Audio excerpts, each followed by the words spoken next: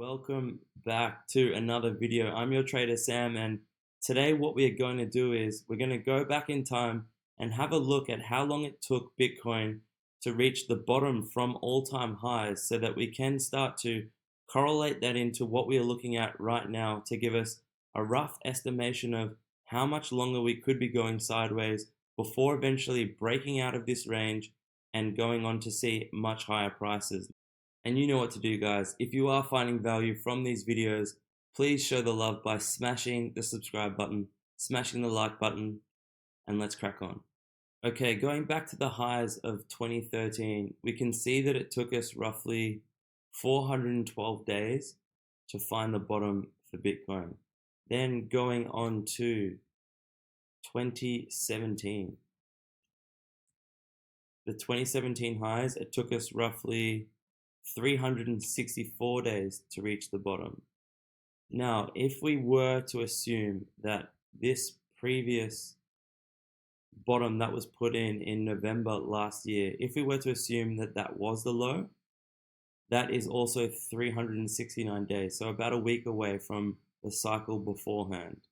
Going back to that cycle where the bottom was put in 2018, we can see we had this large bear market rally. After the rally, it took us roughly 265 days to then find another bottom. So if we were to assume that it was going to take us 265 days from the top of this bear market rally that has just occurred, that would take us to the 2nd of April 2024.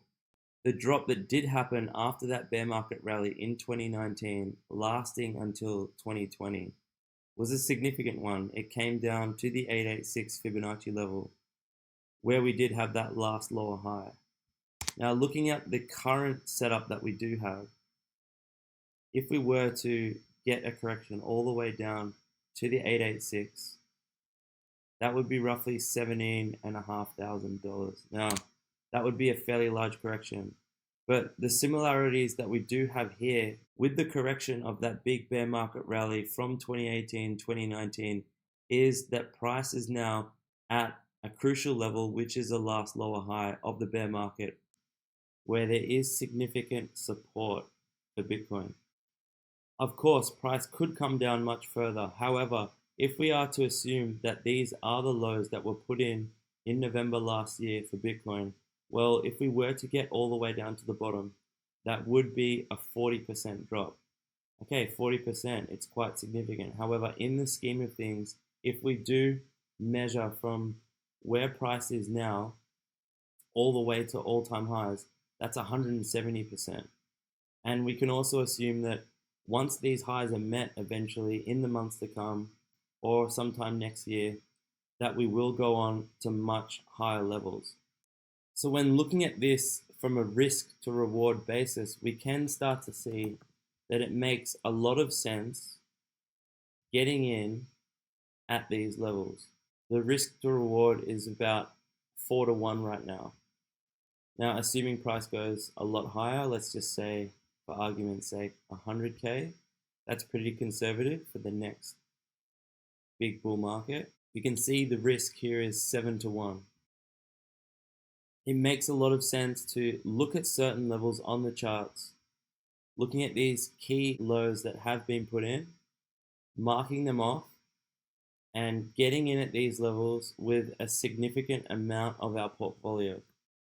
A lot of money is wasted within these ranges where people try to get in and out of trades, and by the time that the big moves start to happen, so looking at price action over here, a lot of people would have got in and out of a lot of trades, and eventually when these highs are broken and price really starts to accelerate, they've already lost a big amount of their portfolio just trading within these ranges. And then of course you've got those other people that are expecting much lower prices to come because they buy into a lot of the negative sentiment that is out there. It really makes it difficult because at the lows there's always extremely bearish news, and it really puts people off their game thinking that much lower prices are to come, and they end up waiting until it's much too late, and they end up buying the highs. Who do you think's buying at these zones at 40K, at 50K, at 60K. It's those retail traders that were too scared to get in at the lows because they're expecting much lower prices are coming. And then they're expecting that this is just going to go on forever and ever. And they're buying out of FOMO. So at the end of the day, you really do need to take a systematic approach to this. You need to look at the risk to reward. So looking at how much you stand to lose if you were to get in now, how much you can actually put on the table and not touch. Because if price were to come down here and drop 40%, testing the lows that were put in November last year, how much can you stomach that, knowing that eventually in the future price is highly likely to come back up and go to all-time highs? Now, of course, if you don't believe that these were the lows set in November last year and you actually were thinking that we could come down to much further levels, down to 10K, down to 8, 5K, well then obviously your strategy is going to be a lot different. However, going by previous cycles, it would be fair to say that 15.5K is highly likely going to be the lows for this cycle.